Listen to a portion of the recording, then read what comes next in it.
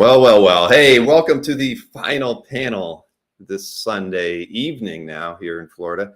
So I hope everybody's had a very good show. It's been a lot of work pulling this one together while we ran the show. So she's been up in Ohio and I've been down here in Florida, and we've been pulling the strings very, very far apart, but we've made everything work.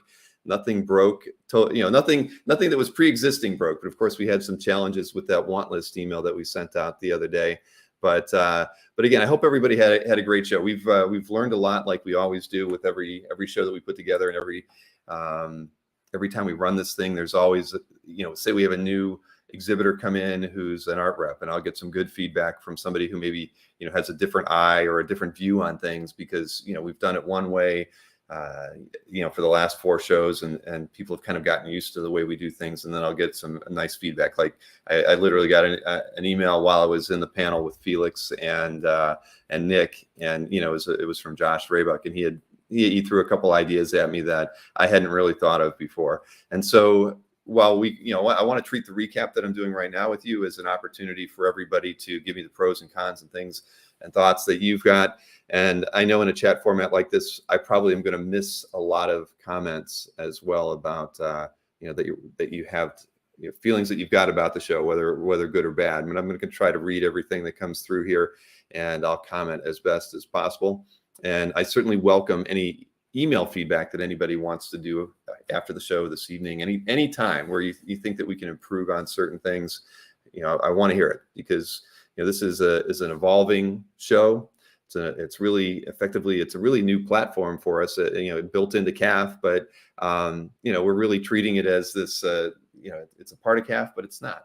And I just want to make sure that it works well for the hobby and achieves everybody's goals, from buying new artworks to having the opportunity to market those artworks to collectors. So, like I led with, as far as the want list email, premium members who were set to get those, as originally when we put the concept together on Saturday, that mailing didn't quite work the way we wanted to. Trying to build an email with over 1,500 links and graphic images in them and send them out to 580 people who actually have want list keywords and are still premium members was rather difficult. And we learned our lesson from that. And as everybody knows who got the email today at 10:30, we linked you over to your data on CAF. And I think that worked out much better. I did get a few emails from people who had their emails spammed, or as Gmail sometimes likes to conveniently do, it archives stuff into marketing or some kind of an odd tab for you without you telling it to do that. So some people thought their stuff was spammed, or they didn't get an email, but when in fact they did get the email. So I think that worked a lot better. And a lot of that was Maureen's conceptual idea. She laid everything out for me and gave me kind of the interface for that. I think it worked really well as a first pass, and we can only improve on it. Let's see. I'll just start reading some of the comments here. But at any rate, the want list thing worked great. That was something that people have been asking for probably since the first show. Why can't we use our CAF keywords and get a want list populated with all the artwork that meets those criteria, so you don't have to sit there and keep doing multiple searches when you hop into the hall, that kind of thing. The only odd wrinkle to it, of course, is that 30 minutes of early preview that you can't actually get to the art. Let's see. And just trying to read through stuff. But anyways, let me address Tim Guerrero's comment. He sent a purchase request and seller told me he sent an email, but I never got it. It also wasn't on my spam. Well, I mean, the emails do get sent out, Tim. I mean, I don't think we actually archive all of those. I mean, maybe we should. That might be something where we can look at building a better interface for all the emails that you send. I don't believe we store the contact emails that we do store them, because at the end of the day, exhibitors have an archive for the emails that they receive. So I don't know if when a person is logged in like yourself to CAF, that I could present an email chain for you that shows that you sent an email to that person, that exhibitor, about an artwork in their booth, so that you can see the chain there. Ron Lim, just 2 things, Ron. The one on the first day only sent out about half of them. Like I said, there was 570 recipients of the want list email, and that on Saturday we tried to actually put it all into an email. So these HTML files that made up the email were massive. You figure, when I ran a test on Thursday, and my want list email, as an example, had about 800 items in it. And so you can imagine the size of the HTML of that. Well, when we were trying to run the query and build 570 emails, with some of which that had at least 2,000 matches in it, it only got through about half of those emails. And even while it was running, the site ran slow. So I didn't want to even rerun it or make an attempt at a test to make it work right. But on day 2, Ron, we didn't even use the site, the services on these equipment to send the email. We populated a table with all of your keyword results. I was given a list by Maureen, which you're on, and I built a new MailChimp list and sent the email out from there. That email, though, didn't include your results. It included a link to your search results over on CAF, so you could preview those over there. Larry mentions if you're using Gmail, check your promotions folder, because that's what happened to him. When the email came in, it automatically filed it away, and you're in a different tab underneath Gmail. However, for those people who are premium and have want list keywords, if you go back to CAF and you check underneath the Comic Art Live menu at the top, the last link in there is labeled your want list results. And if you were to go there and click on that, this data is all stored in our system. So you could actually, at any time during the show now, go back and take a look at the Saturday art drop or the Sunday art drop. Of course, just so you know, we're not going to populate those results until 10:30 a.m. on both Saturday and Sunday. If we continue this in the format that we will, that I think we will, having that half-hour preview. So in theory, you could wait for the email to tell you that that list is populated, or you could be on that particular page on CAF and wait till 10:30 and refresh it, and boom, you're going to be filled with keyword matches. I can, maybe I should just share that screen with everybody so you can see what Maureen and I put together. And I have seen some of the other chat messages, and I'll try to address each of those as best I can. Let's see, I've got way too many tabs open here. Let me go ahead and highlight that one. But I saw Ruben's comment saying some of his friends, saved artworks and didn't like getting, emailed stuff. Well, it depends. I'd have to see if people were really spamming them or not. I mean, some people don't like getting one email back. So, I take, I'd love to, if somebody had such a bad time, Ruben, tell them to send me all the emails they got from one particular seller that really bothered them. And then I'll, kind of take it and look at it a little bit more closely, because that was one of the comments I left to people, was not to go ahead and use it for spam purposes. You change the price, go ahead and use that as an announcement. But, I don't want people going out of their way to overtly send too many messages out there. And yeah, I've got so many tabs open, I can't actually get to this window that I'm trying to share. I'm going to close some windows here. It'll make my life easier. I don't need to look at. So consistently, I can tell you that over the weekend, we regularly had around 900 people on the site at any given moment. And that number never really dropped. There were 900 people on the site today when we got to the 11 a.m. art drop, and there were about 900 people there yesterday when the show opened to premium members at 11 a.m. as well. So I'd say it dropped to about 700 late in the evening yesterday, probably around this time. I was seeing it like that, but by and large, we had a lot of traffic throughout the weekend, more so than I've seen in previous shows. And I haven't gone back to look at Google Analytics to see how this show compares to the last show. But by and large, just from the data that I've looked at so far, we've certainly had a higher level of traffic. Could be anywhere between 5-10% more than we had in November during the show. So like I mentioned, this is the page that is currently listed underneath the Comic Art Live menu. It's called Your Want List Results. Seeing how this works now, on Saturday, you could have been on this page a half hour before the show opened, and you would be seeing your Saturday results, and there wouldn't be this link for the Sunday art drop, because the Sunday art drop, of course, hadn't happened yet. But when Maureen runs the snapshot, basically we put in all the keywords that have matching results and allow you to kind of browse those results prior to the haul opening. And then you can always reference back to this at any time, because I can come in here and I could click on friends again, and these aren't running queries. These are just going back and grabbing the stored data that we pulled in advance to share this data with you. And likewise here, I can switch over to the Sunday art drop and browse any of the results for things that were being dropped on Sunday as well. So it's just an extra tool for everybody who is a premium member to gain a little early access on things. So as Scott's calling it, the OA Fast Pass. Yeah, it's something like that. Except for the fact that you get right up to the final turnstile and you have to stop. So so I'm missing out on all the chat. I hate to say, And again, Ruben, I'd still go back to him and say, how many did one person email them, or did he save 100 items and he actually got 20 emails? I mean, at the end of the day, if somebody's saving a lot of artwork and they get and 20% of those pieces end up getting, resulting in somebody kind of remarketing to them after the fact, I don't know, is that really a lot? No, I wouldn't think so.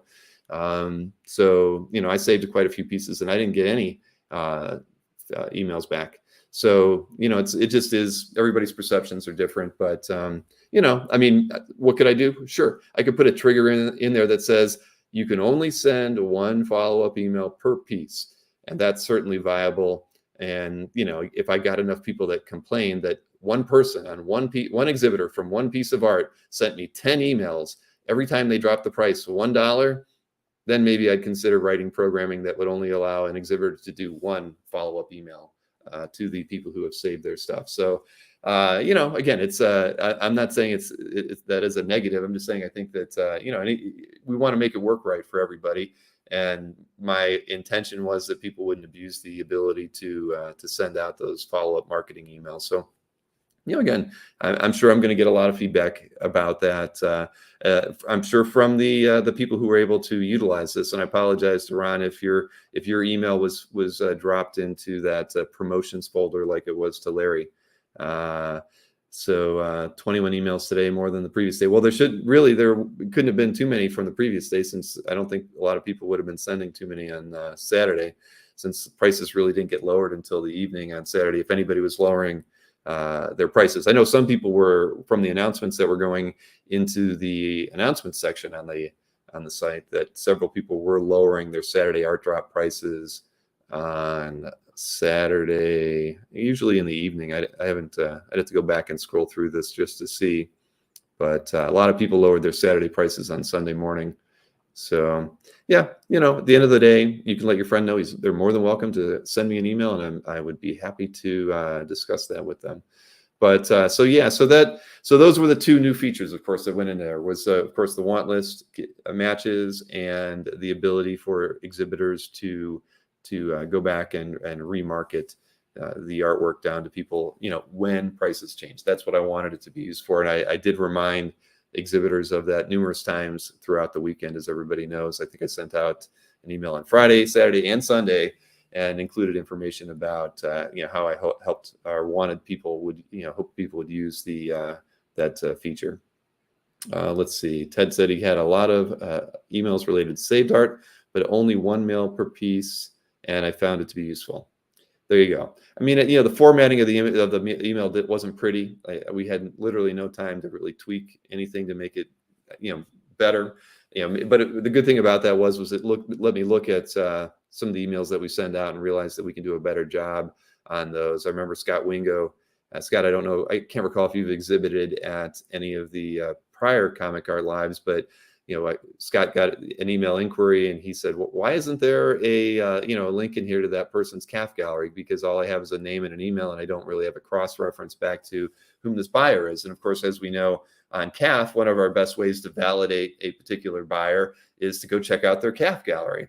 And the reason it wasn't in there to begin with was because, once the show is open to the general public, you don't have to be logged into CAF to send an email inquiry. So we really never even considered including a link to a person's CAF gallery when they were making a purchase inquiry to an exhibitor. So like I mentioned with with Josh, who had never exhibited before as a rep, just having some fresh eyes on the system and the mechanisms that we've put in place was good. And we were able to put the link to the calf gallery on those inquiries pretty quickly after we saw that.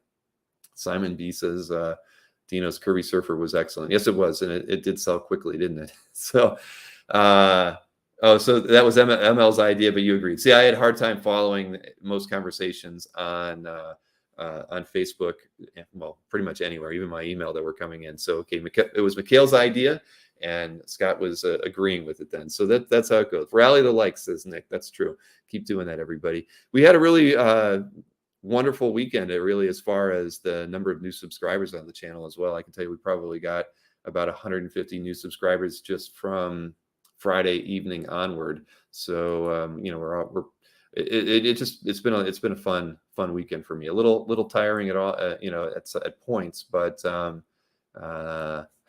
am missing a lot of these comments going through.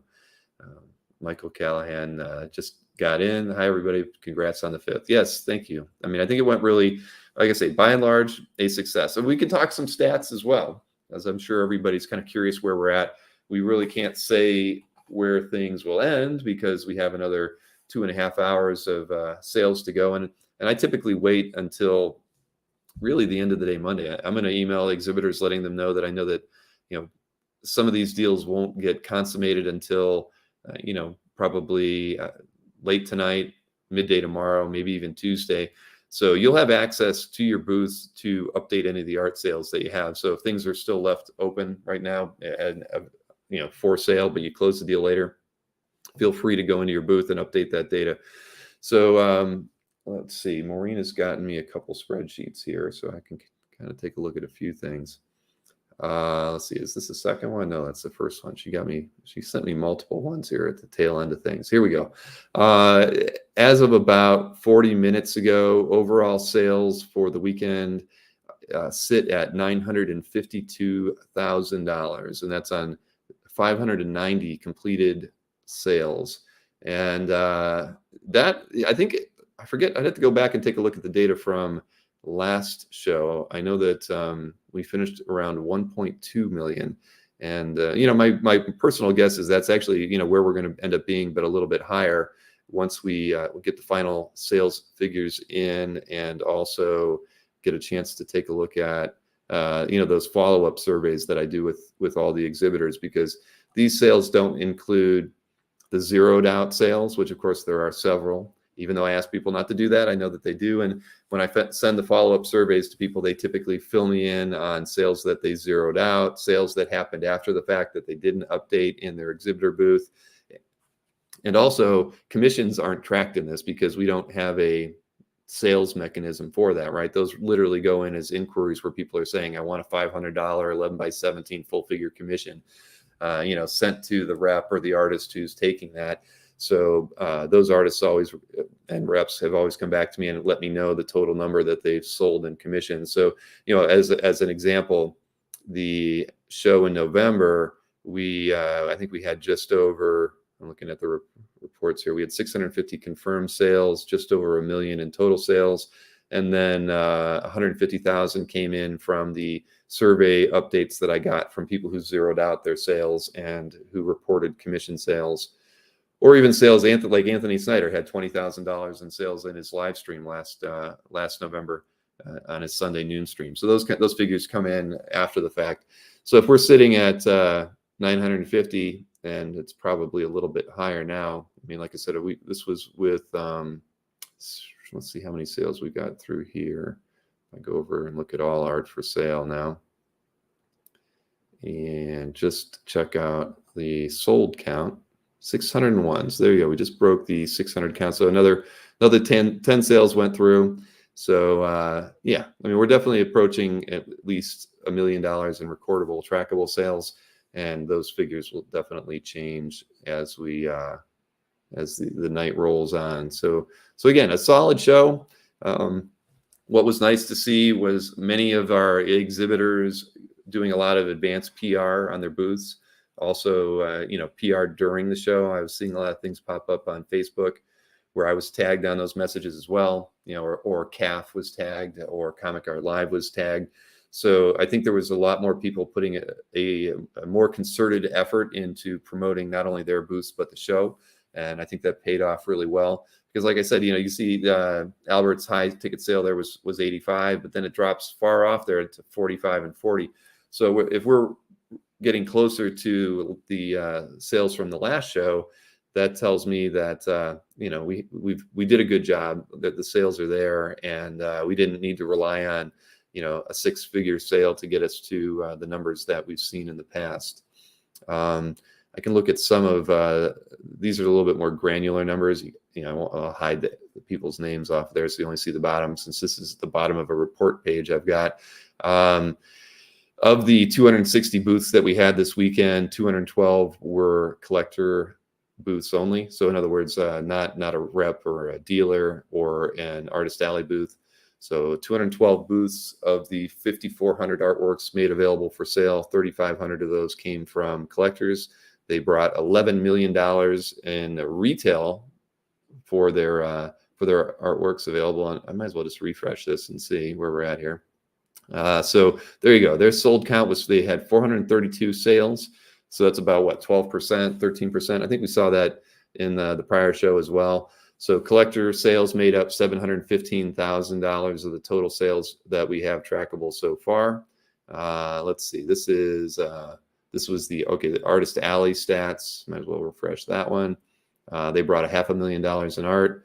Their sales are around 11% of the, 45 sales out of the 420 pieces brought, and they're right at $50,000. And I'm getting texted by Maureen, but let's see what else we got here. One other, this is the dealer tab.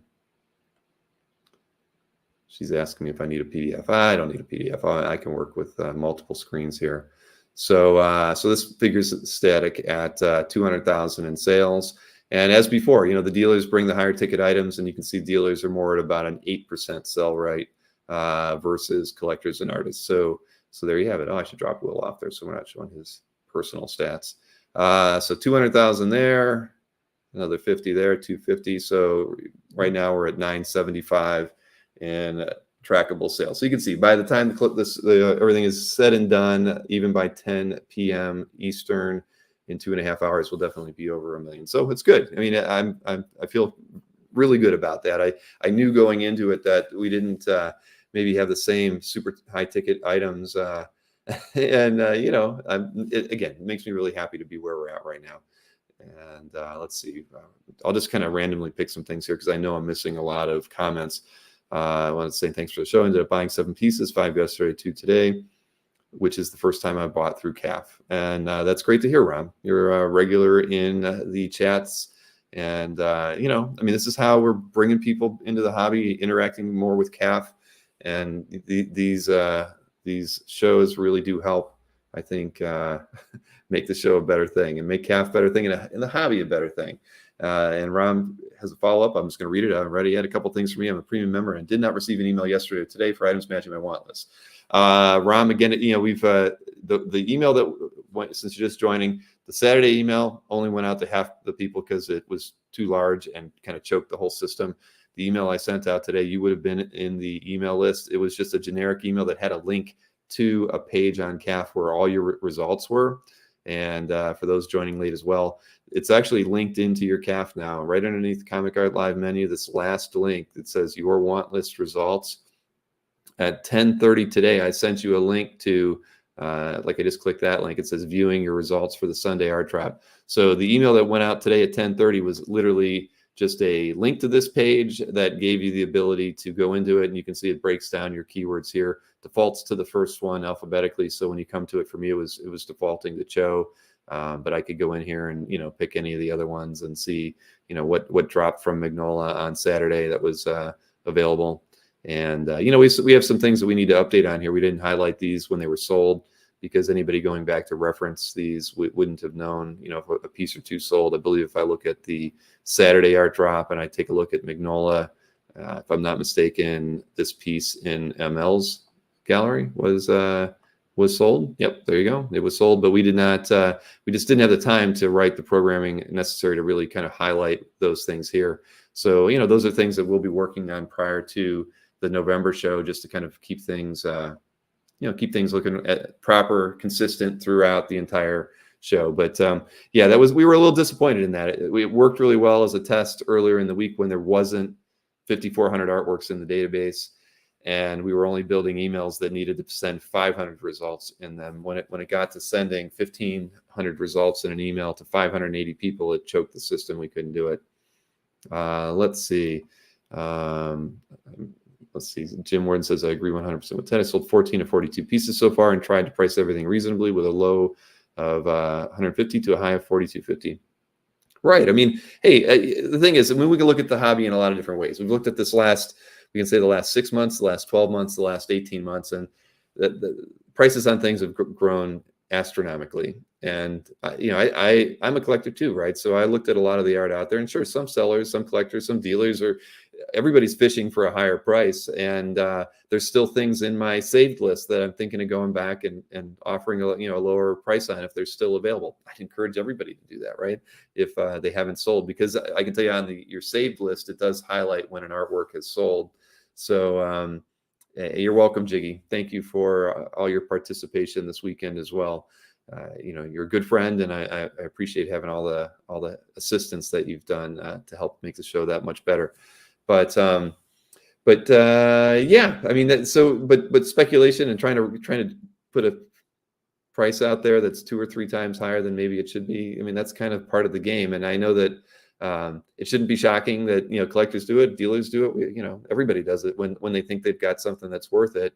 But I'm sure many of you found that by sending in a purchase request and making a potentially lower offer on something that worked. I can tell you that when I send out the exhibitor surveys, typically I'll have somebody let me know that your report said I had 15,000 in sales, but I did lower this one by 500, so it's probably 14,500. So it's just how all this stuff works. So I don't fault people for trying to make a little extra money if they can. And no, to me, it's it always is a big deal to us. We take a lot of pride in making sure that we deliver on what we promise, and I know that's something that I was really excited to do. And if I would have thought it through, we should have done it the way we did it on Sunday. We shouldn't have tried cramming it in an email, because I'll tell you, the first thing I thought of on Saturday morning at 10 a.m. when Maureen did the snapshot of the data, and I started thinking about the size of the emails. We send our emails through a mail server that is at my co-location that my server hosts have. So my fear was, this is a Saturday morning. I'm going to be blasting it with 580 emails that are many megabytes in size, and we might get ourselves flagged as a spammer right before the show. Then what do we do, right? Because everything in the show relies on emails, being contacted by the site when an exhibitor gets an email from a potential buyer. So I was sitting there thinking, oh my God, maybe we shouldn't send this email. And then we did it anyway.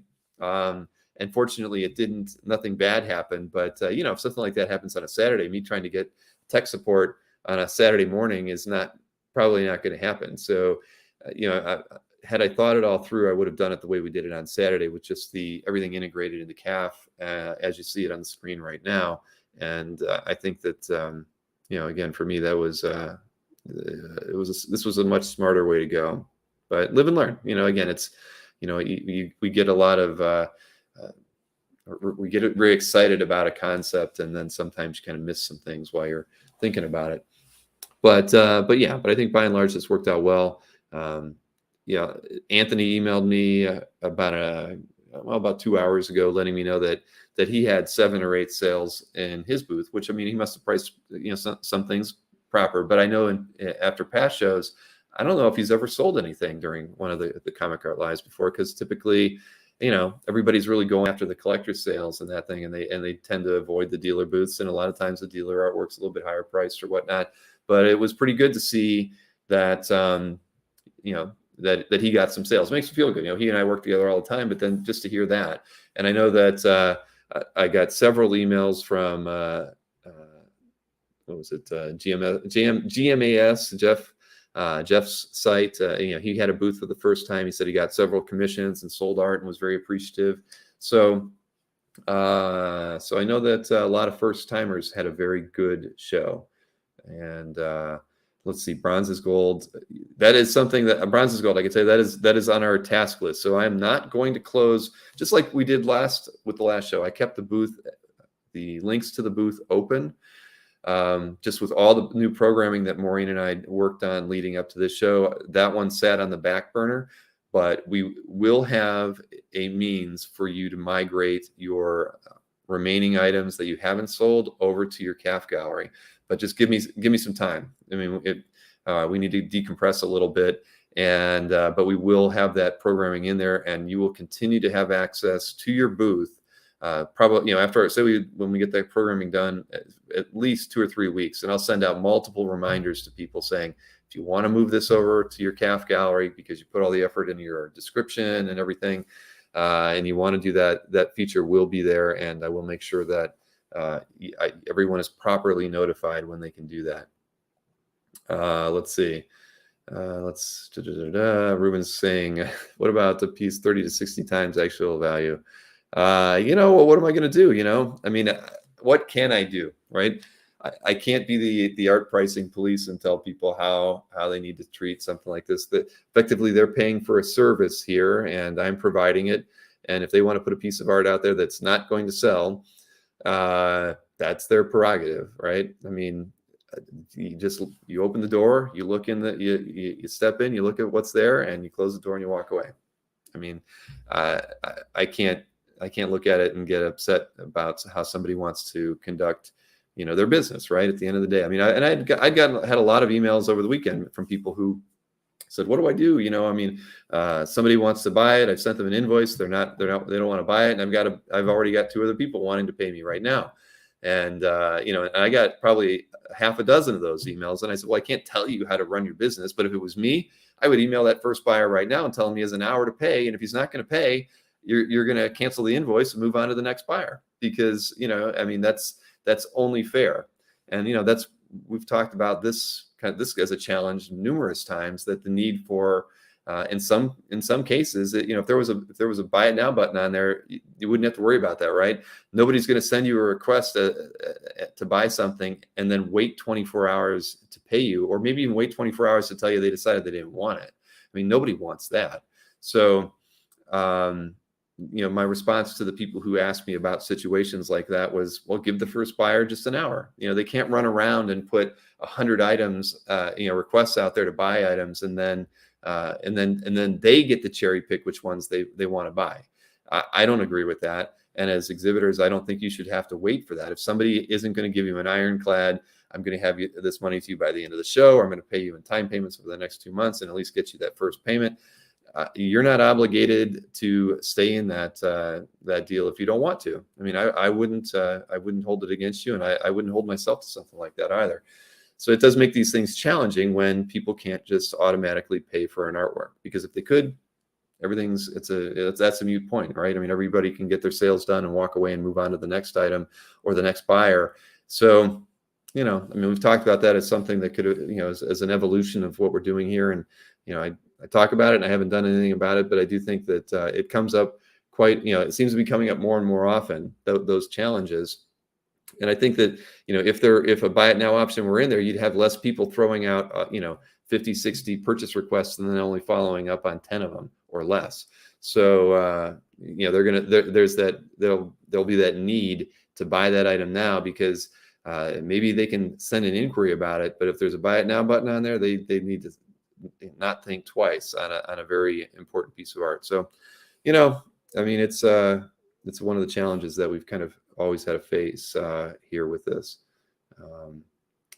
James Siegel says we can police ourselves. That's true. I actually said that very same thing. Somebody emailed me earlier today, said, they were questioning authenticity of the pieces. They seem like a new buyer and talking about getting burned many times. But I mean, I don't know, how often do people really, get burned on buying original art and they didn't even say it was an authenticity issue. They said they've been burned many times. I don't know if that means they never got the art or whatever, but, my comment to them was, we've got 20,000 art collectors coming into this show over the weekend. And if there was one person who had a piece of art that was at all in question, I would have been emailed by a dozen people, and that exhibitor would have been probably they would have been outed for having a fake piece or something along those lines as well. So I know the hobby polices itself really, really well, and I rely on that from you guys immensely to let me know when something like that's out there, but also to take care of it for me sometimes. I mean, it's really great. I really relied on you guys for years to take care of those things, and I know that because that's not really, it shouldn't be my job in all cases to kind of find ways to take care of problematic sellers and those sorts of things. You guys do a great job all by yourself. And Scott Wingo says, "Bin for the win." Exactly. Buy it now is. I do. I think that because you know what, it will encourage more sales because people will. I don't want to say it's. Well, I actually did text somebody over the weekend about this topic, and I had said, it's the fear of missing out. You see that piece, you really do want it, but your first thought is maybe I should go on and move to the next piece, but and consider this one later. But if there's a buy it now on there, that there's 3 or 4 other collectors looking at that same buy it now, thinking the same thing.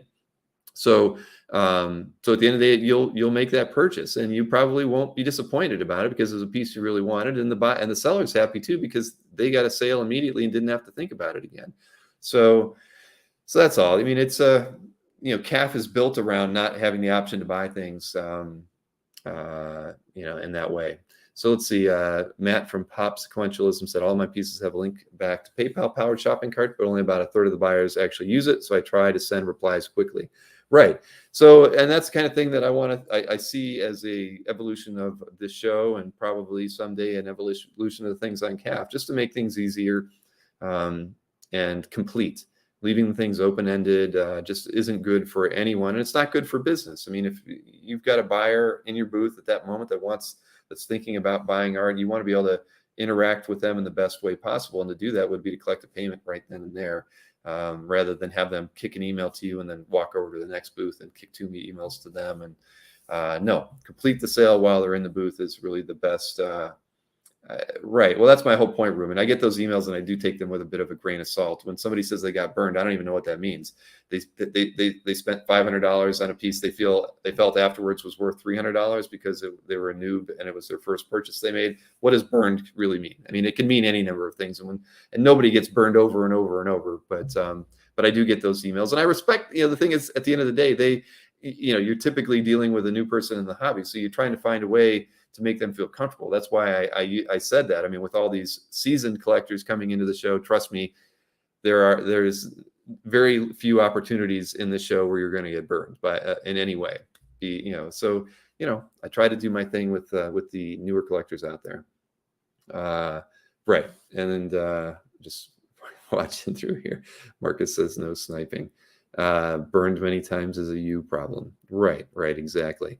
So yeah, I'm just going to try to scroll through the chats here, but in general, all I just want to say was, things have worked out really well. The panels ended up being fantastic as well. Felix was great. We had those 2 art buying opportunities with Nick Klein to start the show, and Nick Dragotta, to end the show.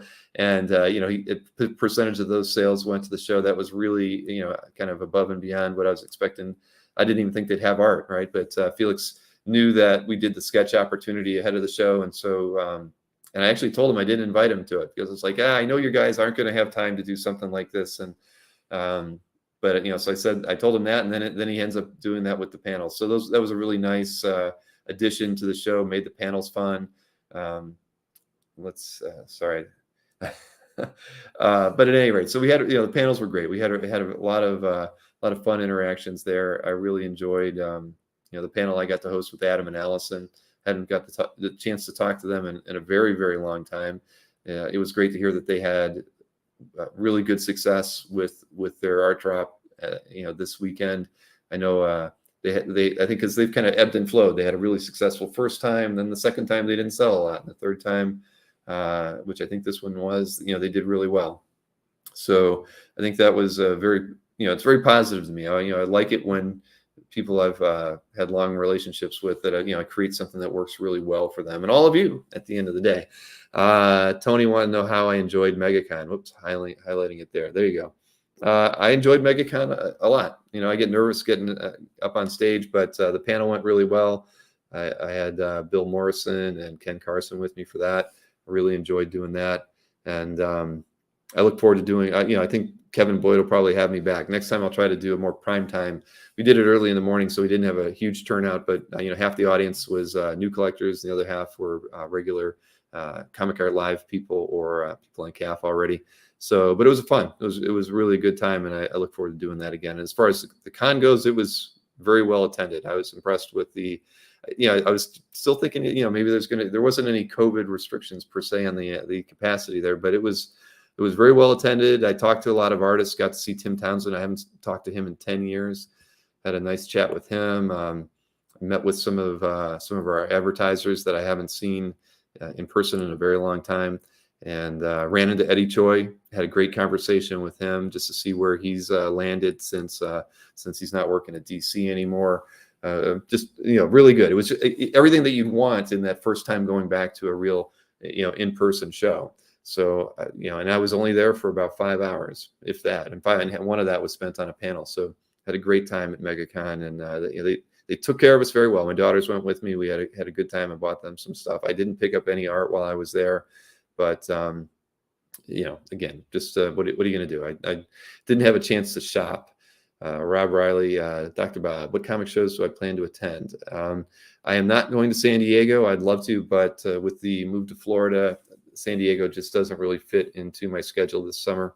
I will be at Heroes, so if you're going to that, I will be there. I hope if you're there, there's so many things going on with the Heroes show. There's the Heroes is having a kickoff party on Thursday. It's kind of evolved. We were like, oh, this is going to be a comic art collector gathering only, and it's really evolved again into a big gathering for the entire show. They've kind of evolved it into a kickoff show for the overall con. I don't really have all the details. I'll have those details on Tuesday. But of course, Heroes is just so much fun because they have the drink and draw on Friday and the art auction on Saturday. So Rob says, good, see you at Heroes. Yes, exactly. Let's see how many people attended the panel. The overall panels, I haven't even looked at that kind of statistical stuff, but I'm still sharing this giant screen here with you guys. So I guess we can take a look at that, see how things went. I know that there were a lot of people watching yesterday.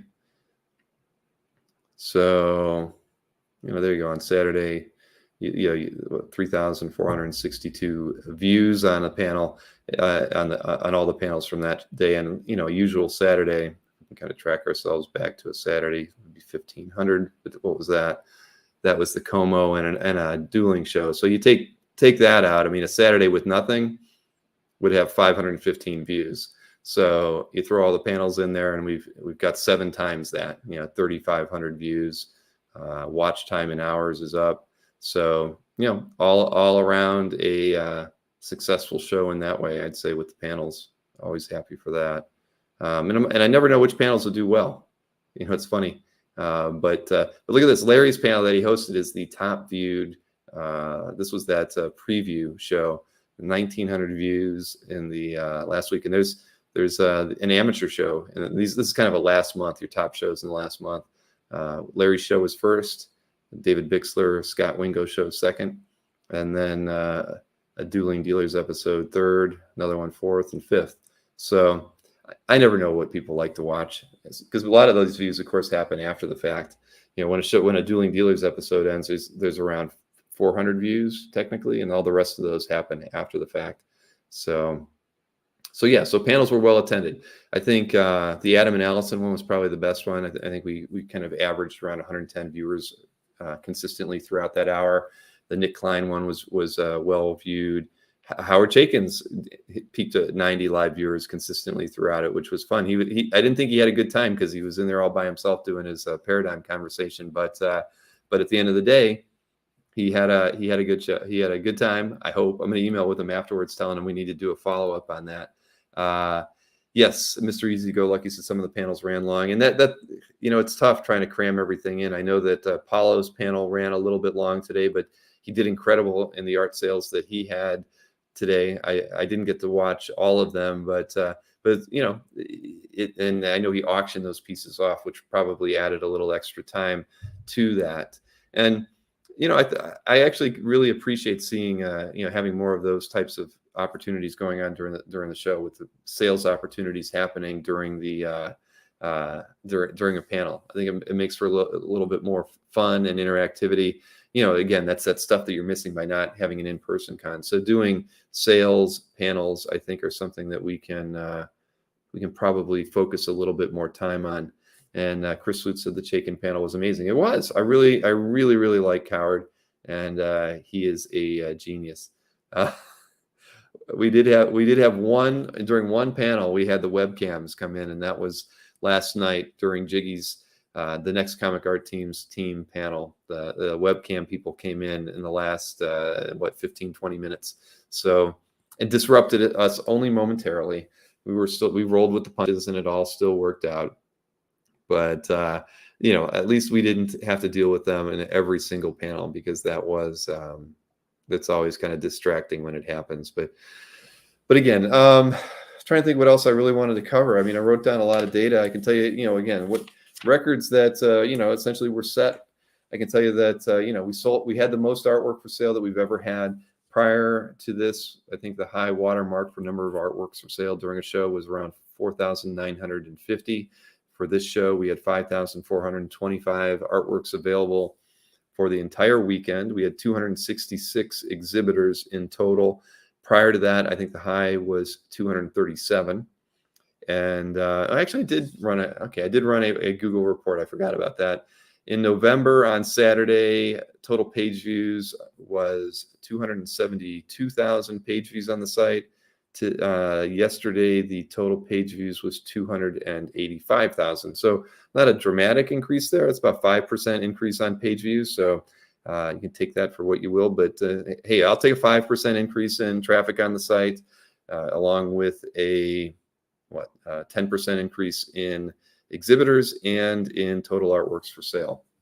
So, I know I talked at the end of the last show too that I wanted to do a lot more marketing with this one, and I can tell you that I fell short of those hopes, as I usually have. I did run some Facebook ads. I did my best to do as much advanced PR for the show to get more exhibitors and more people interested. I have a separate mailing list that I send out to all the advertising clients that I have, encouraging them to create booths. And we ran into some problems there, of course, with Lake Como being the weekend before. I know Mark Hay didn't have a whole lot of time to set up a lot. Cadence Comic Art didn't set up at all, and they've been regulars of the show.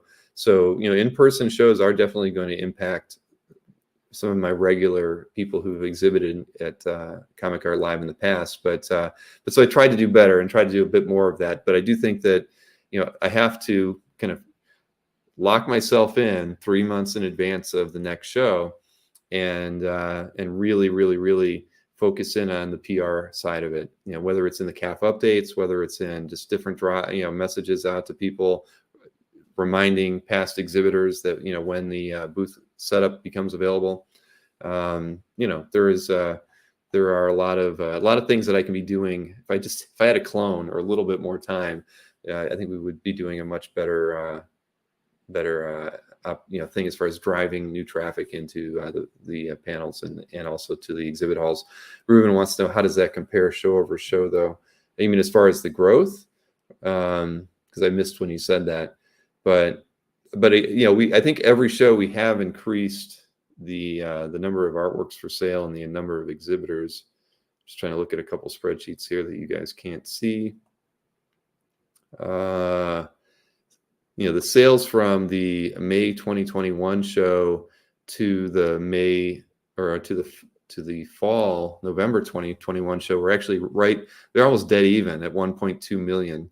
So and I don't have the sale count for last May, the total sold artworks, but the total sold artworks from the fall was 650. And I think and we can double check where we're at on that right now. But I think the last time we looked, it was at 601. So I think we'll probably get 50 more sales before all is said and done here. So, if the sales amount to the same and we end up being around the same, so we're at 608 right now. Again, I'm okay with that. I mean, it's I'd like to grow it, but I think that comes back to the marketing. We need to get more people into the hall. we need to create more quick buy it now opportunities to, that lessens the haggling, completes the sale. And I think that will lead to more sales happening. So Ruben says, yes, the 272 to 280. Oh, those are in page views, just so you know, like, physical page. Every time a page loads, like every time I click a link here on the site, that's a page view. So trust me, 280,000 plus page views on a website for a given day is pretty darn good. You won't find too many sites in our hobby that has that level of traffic. Certainly not on a day-to-day basis, because we average. CAF averages around 95,000 page views on a given day. So you look at what happened with Comic Art Live, you triple that. That's a lot of traffic on the site comparatively to a regular day. And the other thing being is time on site. I remember looking at that stat. Typically people spend about 3 to 4 minutes per session on CAF, which doesn't seem like a lot, but you remember, three quarters of our traffic almost are people who come in and look at one page and leave. So they only spent 10 seconds on CAF. So to have an average daily time on site of around 3.5 or 4 minutes is pretty good, because that means many of the users are spending 10, 15 minutes on the site. So the time on site during Comic Art Live is roughly, as an average, is around 10 minutes. So that's tripling the average time on site as well. And again, that's still taking into account all those people who are coming in and looking at things for only 30 seconds or 45 seconds. So a 10-minute on-time site is incredible. Just, when you go to Yahoo, how much time do you really spend there? You look for one article, you click on it, you're gone. So 10 minutes is pretty amazing. And I see Margaret's getting congratulated. Margaret went to premium. So there's that. Thank you so much, Margaret. I can tell you a lot of people went to premium. I'll be very curious. I don't run statistical analysis on the number of premium members all but once a month. At the end of the month, Maureen has a report she generates for me that kind of concatenates a lot of data.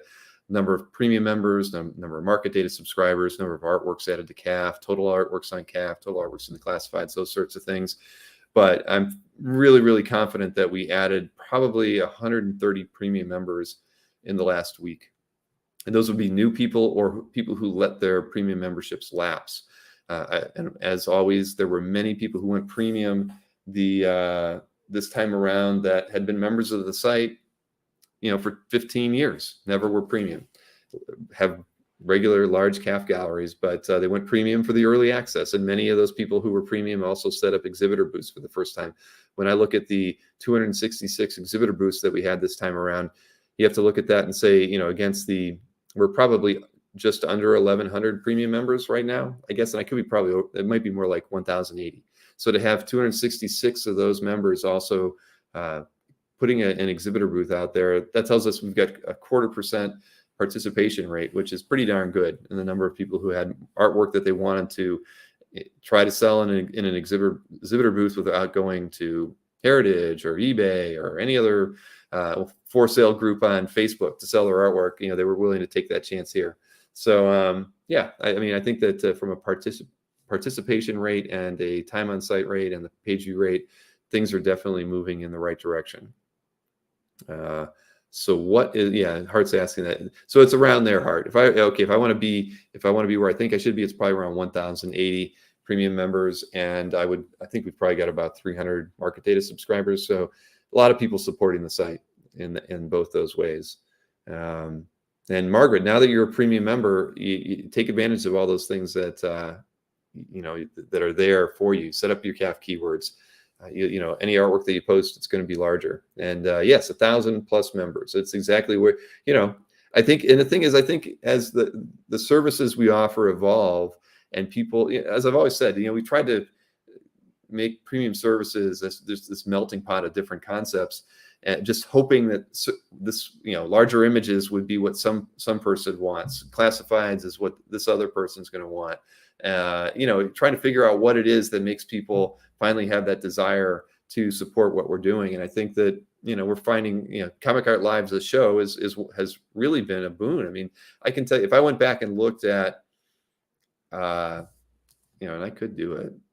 I probably shouldn't do it live though, or at least not in a live window. So because that would show you too many stats. But I can tell you where we were at before the pandemic started, because we've tracked this data for quite some time. And it'll just show you the effect that Comic Art Live as a show has had on the the success of CAF, but also just shows you the value that people place within Comic Art Live as a virtual venue. And trust me, I've been. It's very humbling to see those statistics, because it ties into, like I said, a lot of not much earlier before the pandemic. I was thinking of getting another job because things were just kind of stagnant. But oh gosh, Maureen's written such a good report that she only shows me the last 2 years of data, so I can only go back and look at where we were at the end of May 2020.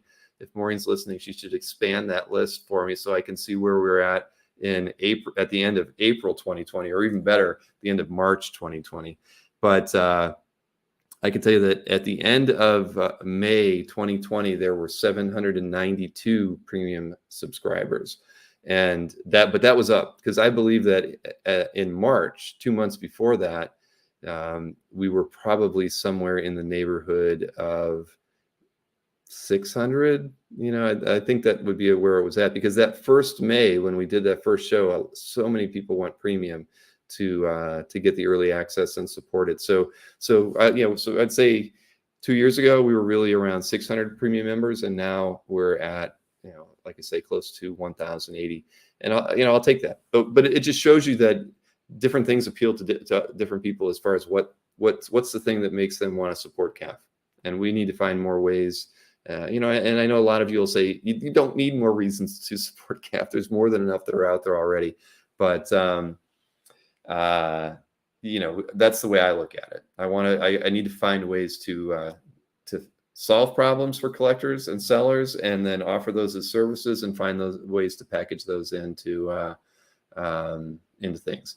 Let's see. Aranga says, I don't think that a bin button will reduce haggling. That's part of the fun. It allows sellers to grab something instantly at a price they like, and sellers the comfort of not having to wait for responses. Well, and that's true. I mean, you could look at it in the eBay model, right?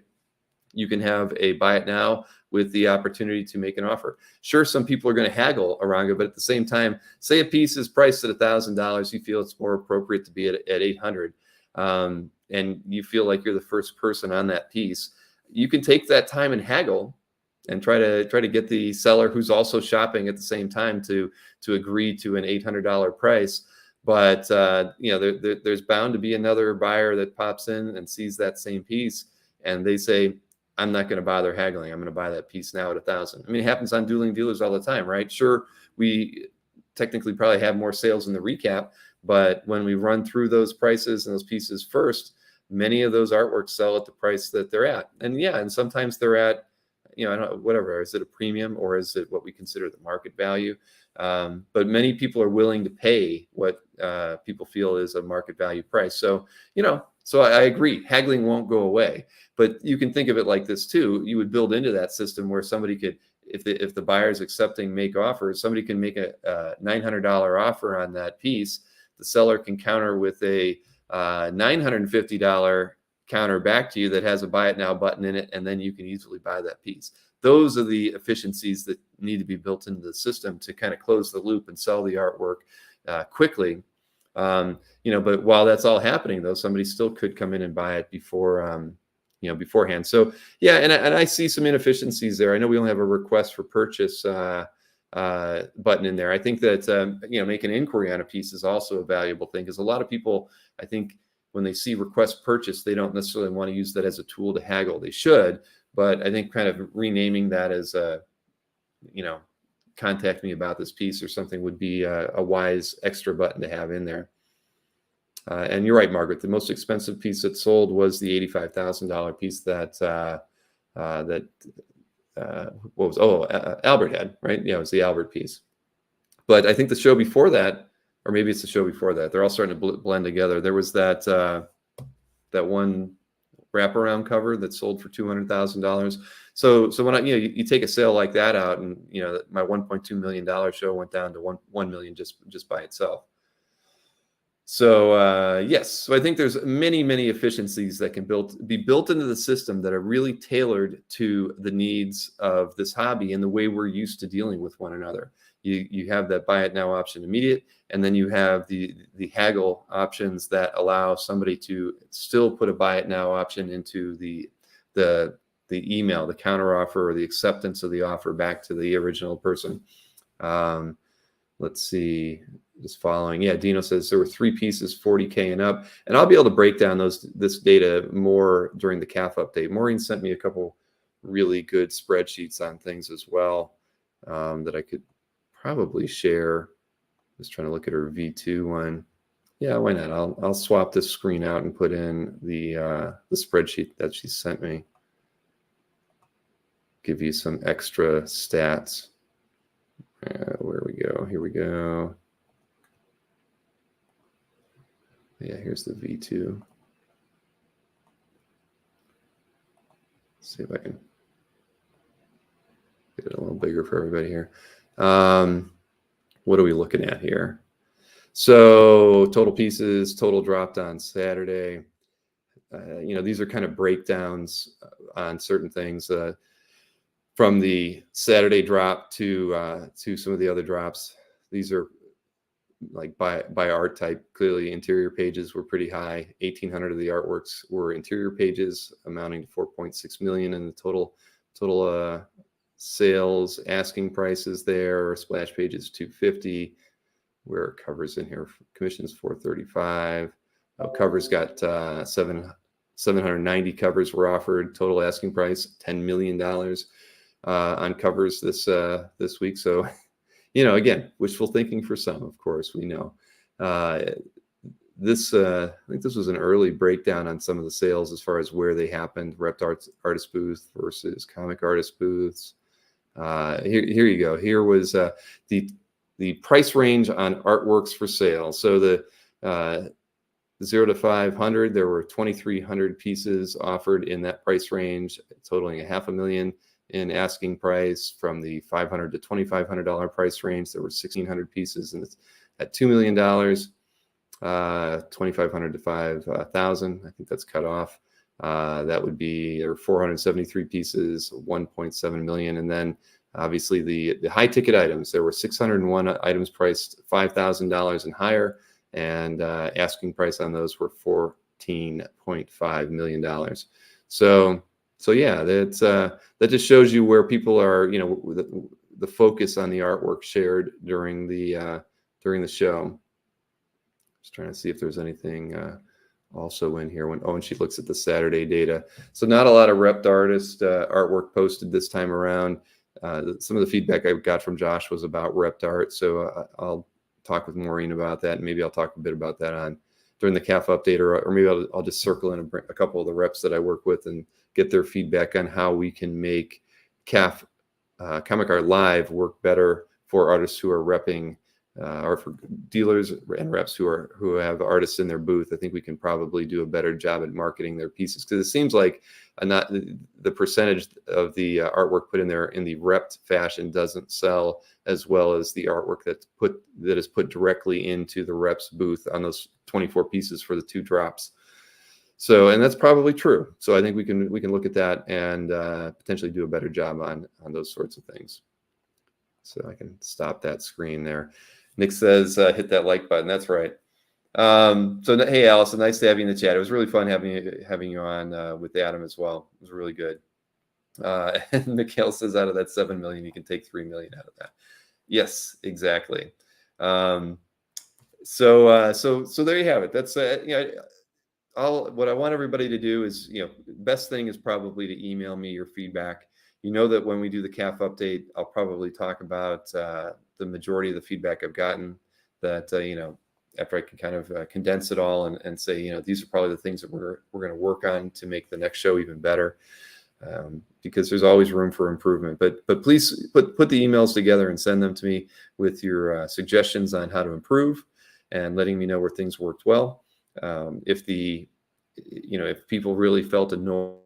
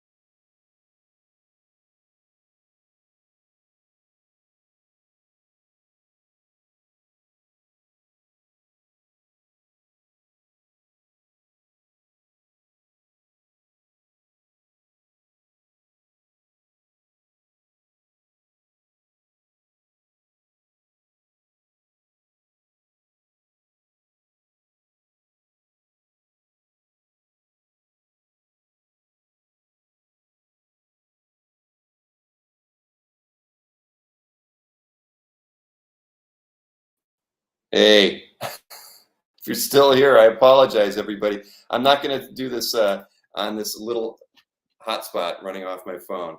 But yeah, the whole broadband just died here. Oh, and now it looks like it's come back up. At any rate, you can hear me now, I assume. So we're good. I'm not going to try rejoining since clearly Florida's having, there's some storms going on out there. So I guess that's knocked me out. At any rate, send me all your feedback via email, bill@comicartfans.com. I want to get it all. I want to think about what we need to do to make the show better. I appreciate everybody's support during Comic Art Live as an exhibitor, as a buyer, everybody who helped out in the panels, with Mark Walters, John Suntress, and many other people who helped make these things happen. I can't tell you how appreciative I am of that.